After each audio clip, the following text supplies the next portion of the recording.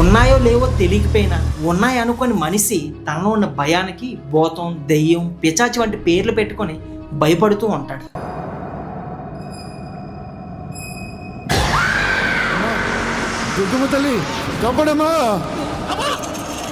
అంటే ఆ నిశ్శబ్దం, ఆ వాతావరణం, ఆ ఆకారాలు భయంకరంగా ఉంటాయి కనుక మనిషిలో జడుపు అనేది సహజం. ఇక ఈ రోజుల్లో చెప్పాలంటే భూతాలతో పాటుగా క్రూరత్వానికి కరుడుగట్టిన మనిషికి సాటి మనిషి భయపడవలసిన పరిస్థితులు ఏర్పడుతుంది. పోలీసులు రోజు రకరకాల కేసులు చూసి రాయిలా అయిపోతారని కోర్టులో లాయర్లు, జడ్జిలు ఎన్నో రకాల మనస్తత్వాలను చూసి యాంత్రికంగా అయిపోతారని సాధారణంగా ఒక అభిప్రాయం సమాజంలో ఉంది. అయితే ఈ సంఘటన తాలూకు మరణించిన వ్యక్తి ఫోటోలను సైతం జడ్జి చూడడానికి నిరాకరించారట. అవి మరి అంత భయంకరంగా ఉన్నాయంట. మరి అంత భయానకంగా ఉన్న ఫోటోలు ఎవరివి? కోర్టులో జడ్జి ఎందుకు ఆ ఫోటోలు చూడడానికి నిరాకరించారు? అసలు అవి ఎందుకు అంత భయంకరంగా ఉన్నాయి? అసలు ఏం జరిగింది? రండి, ఈ రోజు మన వీడియోలో women melted into the catch for 12 years అనే ఈ సంఘటన గురించి డీకోడ్ చేయబోతున్నాం. కనుక ఈ రోజు వీడియో చాలా అంటే చాలా ఇంట్రెస్టింగ్గా ఉండబోతుంది. కనుక వీడియోని అక్కడ స్కిప్ చేయకుండా పూర్తిగా చూడండి.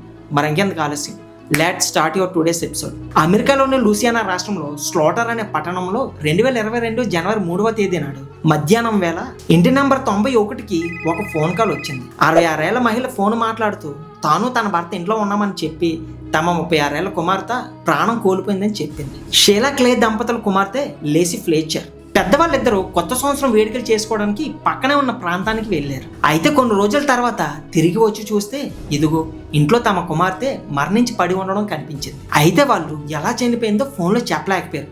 దీంతో పోలీసులు ఒక గూఢచార బృందాన్ని, వైద్య బృందాన్ని తమ ఇంటికి పంపించారు. అయితే ఇక్కడ కొత్త సంవత్సరం వేడుకలు చేసుకోవడానికి ఇంట్లో ఉన్న ముగ్గురు వెళ్లకుండా కేవలం తల్లిదండ్రులు ఇద్దరు వెళ్ళడం అనుమానాస్పదం. అయితే ఇంటికి వెళ్ళిన పోలీస్ బృందం ఆ ఇంట్లో ఒక రకమైన బ్యాడ్ స్మెల్ రావడం గమనించారు. కానీ ఆ ఇంట్లో ఉన్న తల్లిదండ్రులు మాత్రం ఆ బ్యాడ్ స్మెల్కు ఎటువంటి ఇబ్బంది పడకుండా చాలా నార్మల్గా ఉన్నారు. తమ కూతురు చనిపోయిందనే దుఃఖం కూడా వారిలో అసలు కనిపించడం లేదు. ఇంతకీ చనిపోయిన లేసి శరీరం ఎక్కడనేసి పోలీసులు అడిగితే అదిగో లోపల గదిలో సోఫాలో ఉందనేసి తల్లిదండ్రులు చెప్పారు. అయితే అక్కడ దృశ్యం చూసి పోలీసులకి కడుపులో దేవినట్లయింది.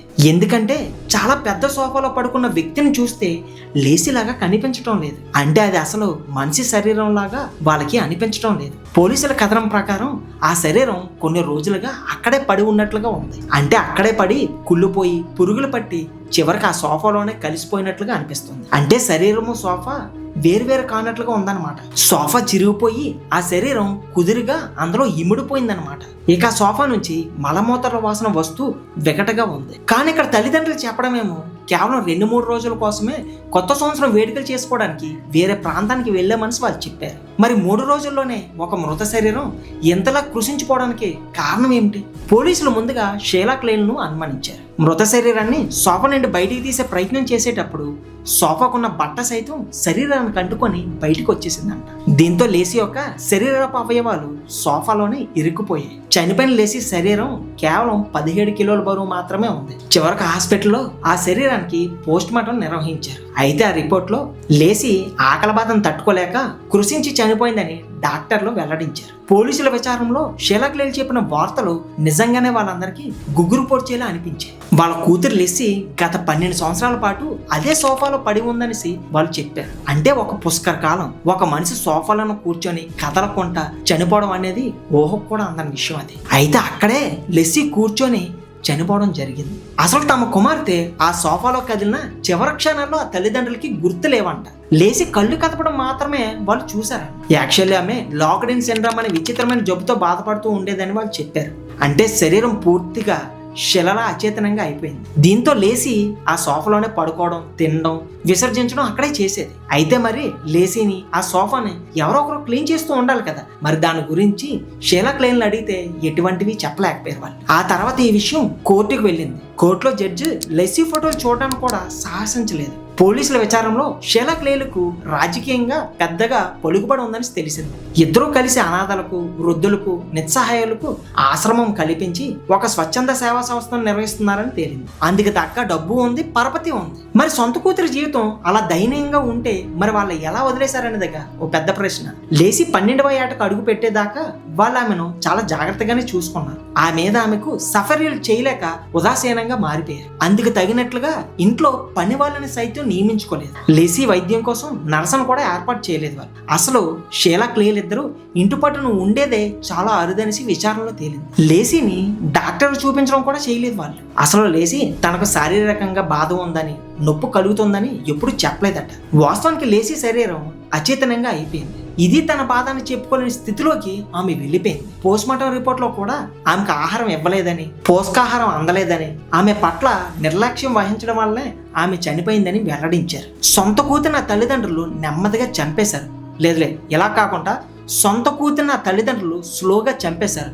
ఇలా చెప్పుకుంటే చాలా బాగుంటుంది. దీనికి జడ్జి కూడా అదే చెప్పారు. పుష్కలంగా డబ్బు ఉంది, ఖర్చు పెట్టే స్తోమత ఉండి కూడా వారు అలా నిర్లక్ష్యం చేయడం హేయంగా ఉందని చెప్పారు. ఆ తర్వాత డబ్బు ఖర్చు చేసి వాళ్ళిద్దరూ బెయిల్ మీద బయటకు వచ్చారు. ఇంతకీ లెసీ మరణానికి న్యాయం జరిగినట్లు కాదు. అసలు ఆ తల్లిదండ్రులు ఎందుకు అలా వ్యవహరించారో తెలియదు. అలానే వారికి మరొక సంతానము లేదు. ధనవంతులై ఉండి కూడా కన్న కూతురు పట్ల ఎందుకంత ఉదాసీనత చూపారో తెలియదు. అసలు వారి ప్రవర్తన పట్ల ఏ స్పష్టత లేదు. కూతురు అలా చెప్పుకోలేని జబ్బును పడిపోయిందనే బాధలో నిర్లిప్తంగా అయిపోయారు అనుకోవడానికి వీలు లేకుండా వాళ్ళు చాలా మామూలుగా బ్రతికేస్తున్నారు. మరి దానికి ఏమనాలో తెలియదు. చిత్రంగా వారి ఇంట్లో ఒక అమ్మాయి ఉండేదని కూడా ఆ చుట్టుపక్కల వారు కూడా తెలియదంట. అది కూడా 12 ఏళ్ల పాటు ఆ ఇంట్లో ఉన్న ఒక అమ్మాయి ఏమైందనే ఆచూకీ వారి బంధువులకో లేక స్నేహితులకో అనుమానం వచ్చి ఉండాలి కదా. ఏమో అసలు ఆ వివరాలు ఏవి కూడా లభించలేదు. సరే, ఇక ఆ విషయం అక్కడతోనే ముగిసిపోయినట్లే. అయితే మనం ఆలోచించాల్సింది వేరేది ఉంది.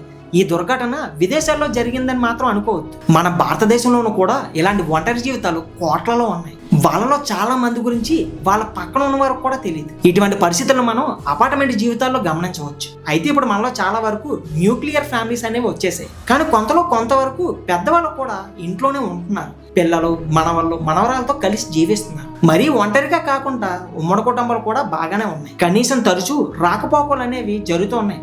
అంతవరకు మనం కాస్త మెరుగానే చెప్పుకోవాలి. పిల్లలు తల్లిదండ్రుల నుంచి ఆలనా పాలన పొందాలి. తల్లిదండ్రులందరూ తమ పిల్లల పట్ల అలానే ఉండగలరని మాత్రం మనం చెప్పలేం. పిల్లలు ఎదగడానికి కావలసిన ఆహారం, ప్రేమ, ఆప్యాయతలు అనేవి తల్లిదండ్రులే తమ పిల్లలకు కల్పించాలి. అది వారి బాధ్యత. రేపటి రోజున వారు ఆదర్శవంతులుగా ఎదుగొచ్చి ఆ తల్లిదండ్రుల యోగక్షేమాలు చూసుకోవాలంటే బాల్యం నుంచే వారికి అంతే ప్రేమను తల్లిదండ్రులు పంచివ్వాలి. తల్లిదండ్రులు కావడం అనేది గొప్ప వరం కదా. అలానే కన్నంత మాత్రాన తల్లిదండ్రులు అందరూ గొప్పవాళ్ళు అయిపోయారు. ఆ పిల్లలు పెరిగే కొద్దీ వాళ్ళు మంచి వాళ్ళు కాకపోతే అది వారి తప్పు. కానీ కన్నవారు మాత్రం తల్లిదండ్రులుగా వైఫల్యం చెందకూడదు అనేది సమాజం చెప్పిన విషయమే. మనం దాన్ని ఈ సందర్భంలో మరోసారి గుర్తు చేసుకుంటున్నాం. అందుకే సామాజిక జీవితం ఉంటేనే మనిషిలా జీవించగలుగుతాడు. ఆకుకు అందకుండా పాకుకి చెందకుండా జీవించడం వల్ల ఫలితం ఏమంటారు చెప్పండి? ఆలోచించండి. ఇది ఒక కథ కాదు, రేపటి మన భావి జీవితపు తర్పణం. ఆలోచిస్తారు కదా, మన పిల్లలను బాగా చూసుకుంటే రేపు ఆ పిల్లలు మనల్ని చాలా బాగా చూసుకుంటారు. సో మై డియర్ ఫ్రెండ్స్, ఈ వీడియో చూసిన తర్వాత మీకేమనిపించింది? ఆ తల్లిదండ్రులు చేసిన పనికి కోర్టు సరైన శిక్ష వేసిందా? ఇంతకీ తప్పు ఎవరిది? ఆ తల్లిదండ్రులదా, లేక ఆ పిల్ల పుట్టడమే తన తప్ప, లేదా అలా పుట్టించిన దేవుడిదా తప్పు? ఎవరిది? మీ అభిప్రాయం ఏంటనేది ఖచ్చితంగా మర్చిపోకుండా కింద కామెంట్ ద్వారా తెలియజేయండి ఫ్రెండ్స్. ఇలాంటి మరిన్ని మోస్ట్ క్రైమ్ కేస్ స్టడీస్ గురించి ఇప్పుడే మన ఛానల్ని సబ్స్క్రైబ్ చేసుకోండి. నెక్స్ట్ వీడియోలో మళ్ళీ కలుద్దాం. Thanks for watching.